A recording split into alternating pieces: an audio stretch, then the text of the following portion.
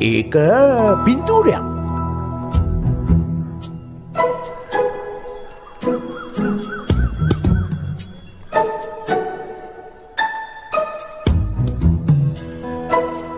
මට හෙමින් තේරුම් ගියා මේ ලෝකේ ජීවත් වෙන්න නම් මේ පින්තූරේ ඕනෙමයි කියලා.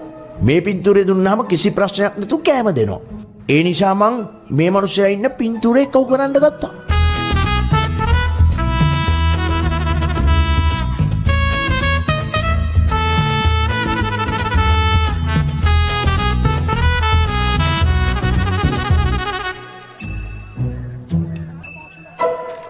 ඇයි මහත්තයෝ?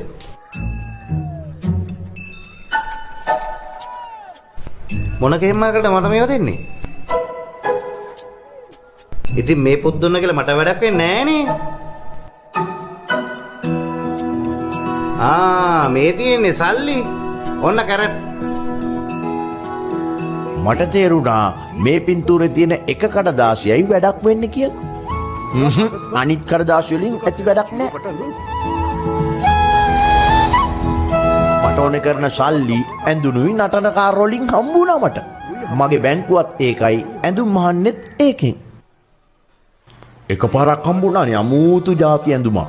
ඒ ඇඳුම ඇඳහම අර පින්තූර කළා නැති වුණත් කෑම බීම හම්බ වෙනවා. සමෝසෙ සර් ඔබතුමා ගන්න. මට තේරුණා රිමෝට් එක හොයාගන්න නම් මේ අයගේ භාෂාව ඉගෙන ගන්න ඕනේ කියලා. භාෂාව නැතුව මොන වැඩක්වත් කරගන්න බෑ.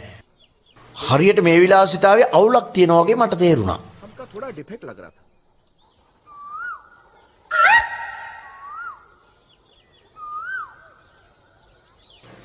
මට හිතුණා මම විලාසිතාව සවුත්තු කළාද කියලා.